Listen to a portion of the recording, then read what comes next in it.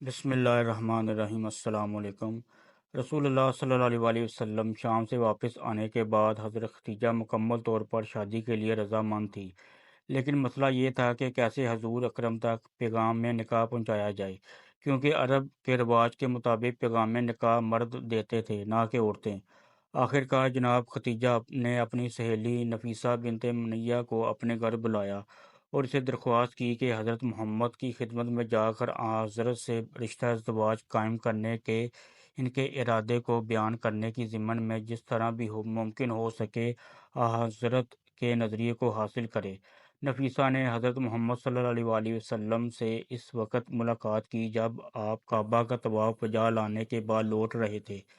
نویسہ نے حال احوال پوچھنے کے بعد آپ سے سوال کیا، اے محمد صلی اللہ علیہ وسلم، آپ شادی کیوں نہیں کرتے؟ حضرت صلی اللہ علیہ وسلم نے جواب میں فرمایا، خالی ہاتھ شادی نہیں کی جا سکتی ہے۔ نفیسہ نے کچھ دیر سوچنے کے بعد کہا، اگر میں کسی ایسی خاتون کا تعارف کرا دوں جو جاؤ جمال اور شرافت میں آپ کی ہم پلہ ہو اور کافی مال و دولت کی بھی مالک ہو، تو کیا آپ اس ازدواج کے لیے آمادہ ہیں؟ حضرت محمد صلی اللہ علیہ وسلم نے تھوڑا سا غور کرنے کے بعد فرمایا، وہ کون ہو سکتی ہیں؟ نفیسہ نے جواب میں کہا، ختیجہ۔ حضرت محمد صلی اللہ علیہ وسلم نے سوال کیا، کیا وہ شادی کریں گی؟ میں نے تو سنا ہے کہ بہت سے لوگوں نے ان کی خواستگاری کی ہے اور انہوں نے سب کا انکار کیا ہے۔ اگر وہ راضی ہوں تو میں موافق اور راضی ہوں۔ نفیسہ فوراً جناب ختیجہ کے گھر پہنچی اور انہیں حضرت محمد صلی اللہ علیہ وسلم کی ان کے ساتھ شادی کرنے کی رضامندی کی خبر سنا دی۔ حضرت محمد نے حضرت جناب ختیجہ کی آپ سے شادی کرنے کی رضامندی اور ان سے ازدواجی کی اپنی دلچسپی اور رضامندی کے بارے میں اپنے چچا ابو طالب، عباس اور ابو لہب کو آگاہ کیا۔ ابو لہب نے کہا، میرے بھتیجے، ہمیں عربوں میں بدنام نہ کرنا، تم ختیجہ کے لائق نہیں ہو۔ حضرت کے چچا عباس اپنی جگہ سے اٹھ کر کھڑے ہوئے اور ابو لہب سے تیز لہجے میں مخاطب ہو کر کہا، تم ایک پست آدمی ہو۔ ختیجہ میرے اس بھتیجے کے بارے میں کون سا اعتراض کر سکتی ہے؟ محمد صلی اللہ علیہ وسلم با جمال کمال کے مالک ہیں۔ ختیجہ کیسے اپنے آپ کو ان سے برتر ثابت کر سکتی ہے؟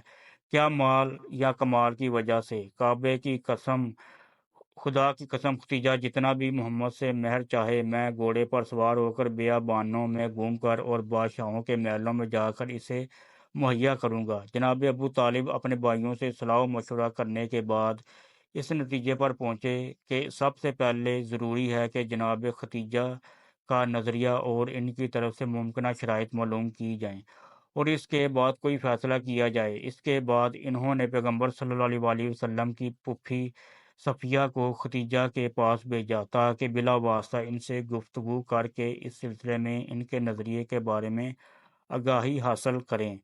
جناب صفیہ جناب ختیجہ کے گھر گئیں۔ جب جناب ختیجہ کو معلوم ہوا کہ صفیہ ان کی ملاقات کے لیے آئی ہیں تو وہ دوڑ کے استقبال کرنے کے لیے آگے بڑھی اور انہیں اپنے مخصوص کمرے میں لے گئیں۔ جب کمرے میں داخل ہوئیں تو اپنی کنیزوں کو حکم دیا کہ جناب صفیہ کے لیے خورد و نوش کی لذیذ نعمتیں لائیں اور ان کی خاطر تواضع کریں۔ جناب صفیہ نے کہا، میں کھانا کھانے کے لیے نہیں آئی ہوں، بلکہ میں اس لیے آئی ہوں کہ جان لو کہ جو کچھ میں نے سنا ہے وہ سچ ہے یا نہیں۔ جناب ختیجہ نے یہ پوچھے بغیر کہ آپ نے کیا سنا ہے اور دوسرے لوگوں کیا کہتے ہیں، جواب میں کہا، جی ہاں، آپ نے صحیح سنا ہے۔ وہ عورت خوش قسمت ہے جو محمد صلی اللہ علیہ وسلم کی شریک حیات بنے، کیونکہ محمد ان کے لیے فخر و مباحات کا سبب ہیں۔ میں محمد صلی اللہ علیہ وسلم کی عظمت اور شخصیت سے واقف ہوں اور ان کے ساتھ زندگی گزارنے کو اپنے لیے سعادت اور ایک عظیم فخر سمجھتی ہوں۔ ان کا مہر بھی ہے، میں اپنے مال سے ادا کروں گی۔ جناب صفیہ نے جناب ختیجہ کا دو ٹوک الفاظ میں جواب سن کر خوشی اور مسرت میں کہا، اے ختیجہ، خدا کی قسم، آپ محمد صلی اللہ علیہ وسلم سے محبت کرنے میں حق بجانب ہیں۔ ابھی تک کسی آنکھ نے آپ کے محبوب کے مانند کسی نور کو نہیں دیکھا ہے اور کسی کان نے ان کے کلام سے شیرین تر کلام نہیں سنا ہے۔ اس کے بعد جناب صفیہ نے حضرت ختیجہ سے رخصت لی اور مسرت و شادمانی کی حالت میں جناب ابو طالب کے گھر کی طرف لوٹی۔ جہاں پر بنی ہاشم کے بزرگ افراد ان کا انتظار کر رہے تھے۔ جناب ابو طالب کے گھر میں داخل ہونے کے بعد جناب صفیہ نے بنی ہاشم کے بزرگوں کے سامنے حضرت محمد صلی اللہ علیہ وآلہ وسلم کے تئیں جناب خدیجہ کے ناقابل توصیف محبت و احترام کو بیان کیا۔ ابو لہب کے علاوہ وہ بنی ہاشم کے تمام افراد یہ خبر سن کر خوش ہوئے، کیونکہ ابو لہب ہمیشہ حضرت محمد صلی اللہ علیہ وآلہ وسلم سے حسد رکھتا تھا۔ اس کے بعد حضرت صلی اللہ علیہ وآلہ وسلم کے چچا اور بنی ہاشم کے بزرگوں نے باضابطہ طور پر جناب خدیجہ کے پاس خواستگاری کے لیے جانے کا فیصلہ کیا۔ 28 سال ہجرت سے قبل، بعثت سے 15 سال قبل، 9 شوال کو جناب ابو طالب اپنے عید کے لباس کو زیب تن کر کے بنی ہاشم کے چند بزرگوں کی سرپرستی کرتے ہوئے حضرت خدیجہ کے چچا عمرو بن اسد کے گھر کی طرف روانہ ہوئے، کیونکہ طے یہ پایا تھا کہ نکاح خوانی کی رسم وہیں پر منعقد ہوگی۔ تواضع اور مہمان نوازی کے بعد سب سے پہلے جناب ابو طالب نے خدائے سبحان کی وحدانیت اور مکہ و محمد کی عظمت کے بارے میں ایک خطبہ پڑھا۔ خطبہ پڑھنے کے بعد مہر کے بارے میں گفتگو ہوئی۔ حضرت خدیجہ رضی اللہ تعالیٰ عنہ کے مہر کے بارے میں مختلف اقوال نقل کیے گئے ہیں۔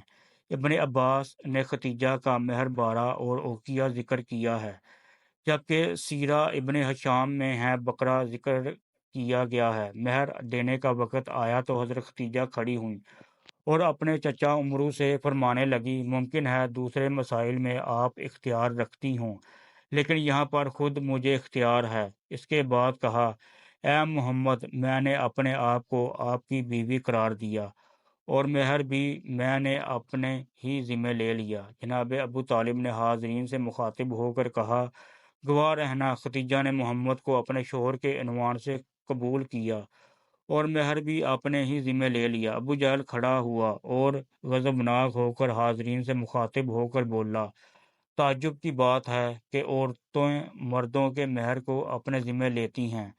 جناب ابو طالب غضبناک ہو گئے اور کھڑے ہو کر کہا، جی ہاں، اگر کوئی مرد میرے بھتیجے کے مانند ہو تو عورتیں سب سے گراں قیمت مہر کو بھی اپنے ذمہ لیتی ہیں، اور تم جیسے ہوں تو گراں قیمت مہر لیے بغیر ان سے ازدواج کے لیے آمادہ نہیں ہوتی۔ مہر معین ہونے کے بعد عقد و نکاح کے مراسم منعقد ہوئے اور جناب خدیجہ اس تاریخ کے بعد قانونی طور پر حضرت محمد صلی اللہ علیہ وآلہ وسلم کی شریک حیات بن گئی۔ ناظرین گرامی، یہ یاد رہے کہ آپ صلی اللہ علیہ وآلہ وسلم ملت ابراہیمی پر قائم تھے اور حضرت خدیجہ رضی اللہ تعالیٰ عنہ کی راستی اور طہارت بھی مسلم تھی۔ نیز برقہ بن نوفل کی تعلیمات کی روشنی میں وہ آپ صلی اللہ علیہ وآلہ وسلم کو نبی آخر الزماں ہی سمجھ کر نکاح کر رہی تھی، اس لیے یہ نکاح دین حنیف ملت ابراہیمی پر منعقد ہوا تھا۔ عقد کی تقریب ختم ہونے کے بعد تمام مہمان اٹھ کر اپنے گھروں کو چلے گئے۔ رسول اللہ صلی اللہ علیہ وآلہ وسلم بھی اپنے چچا ابو طالب کے ساتھ گھر جانے کے لیے کھڑے ہوئے۔ جناب خدیجہ چونکہ جانتی تھی کہ حضرت محمد کا اپنا کوئی گھر نہیں ہے، اس لیے حضرت صلی اللہ علیہ وآلہ وسلم کی طرف مخاطب ہو کر کہا، اپنے گھر کی طرف آئیے کہ میرا گھر آپ کا گھر ہے اور میں بھی آپ کی کنیز ہوں۔ اس کے بعد حضرت صلی اللہ علیہ وآلہ وسلم سے مخاطب ہو کر کہا، اے محمد، اپنے چچا ابو طالب سے کہہ دیجئے کہ 10 اونٹ نہر کریں اور لوگوں کو دعوت کر کے کھانا کھلائیں۔ جناب ابو طالب نے 10 اونٹ نہر کیے اور مکہ کے لوگوں کو کھانا کھلایا۔ اس طرح اس ولیمے کے ذریعے حضرت محمد صلی اللہ علیہ وآلہ وسلم کے عقد و شادی کی تقریب اختتام کو پہنچی۔ جی تو ناظرین، یہ تھی ہماری آج کی ویڈیو۔ امید کرتا ہوں کہ آپ یہ ویڈیو پسند آئی ہوگی۔